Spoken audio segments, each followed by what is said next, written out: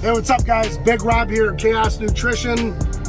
I wanted to drop a video and get it out to you. I've been under the weather for the past couple of weeks, and I've taken a little bit of time to kind of rest and relax, which for me is dialing it back to like 100%. So not really resting and relaxing, but definitely taking a little bit off and trying to unwind nonetheless.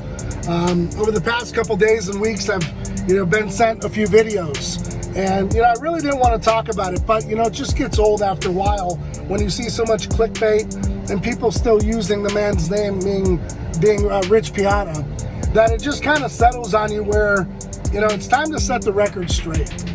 There's been so many people out there using clickbait and just trying to come up and keep building their name off the guy, and I understand it.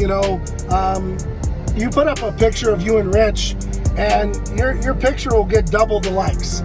Your video will get double the views, sometimes threefold. And that's understandable. The guy still has a huge presence, even though he passed almost 3 years ago. And so I get it. And some of us are a little closer to Rich than others. For me, he followed me way back in 2016.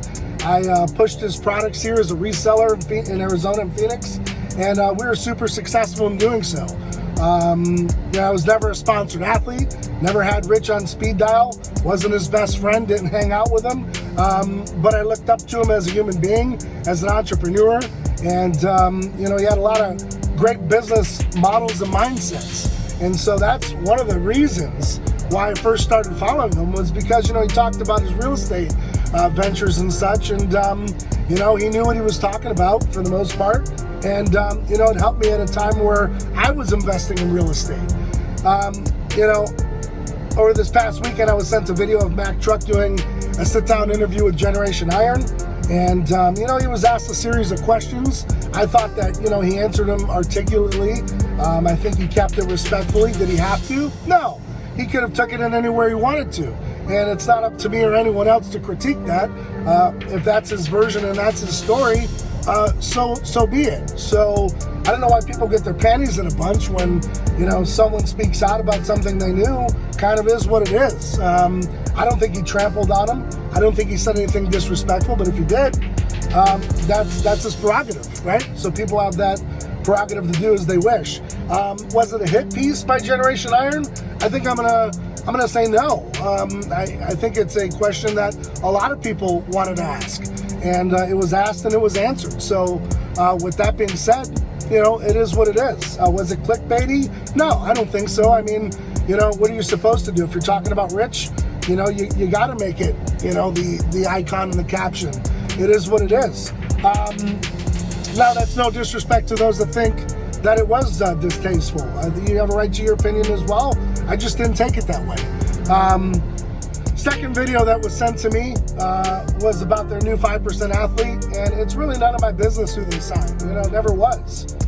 Whether I was a demo rep or a reseller or just a hardcore promoter and pusher of 5%, it has no bearing on my life who they had. But after I looked at the video and I see him going to the gravesite and pulling some power from him, I looked at one thing and I said, geez, is he even following Rich?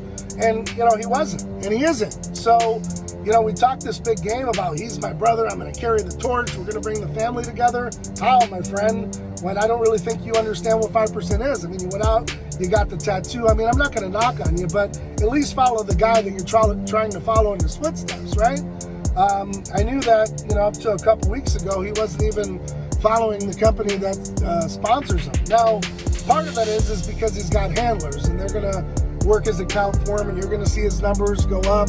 They'll pay for him to get, his blue tick mark is verified. And it is what it is, and they're hoping that, he's the next best thing that they can sell more supplements with. But first and foremost, at least follow the guy that you talk so highly about. I think that'd be a good start. Now, unfortunately, Rich won't be able to follow you back, man. So you'll have to deal with that.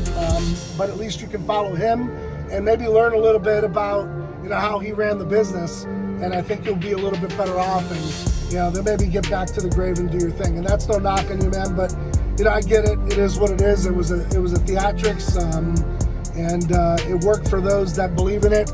But you're not going to bullshit those that have been here for a good while.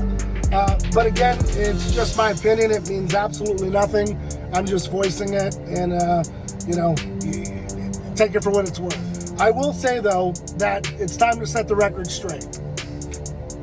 And you know, a lot of people don't realize that over the past couple of years, you know, I've been really good friends with Maverick Von Hog. And if you know Maverick, or maybe if you don't know Maverick, I suggest that you go back in time and do a little research and learn some history.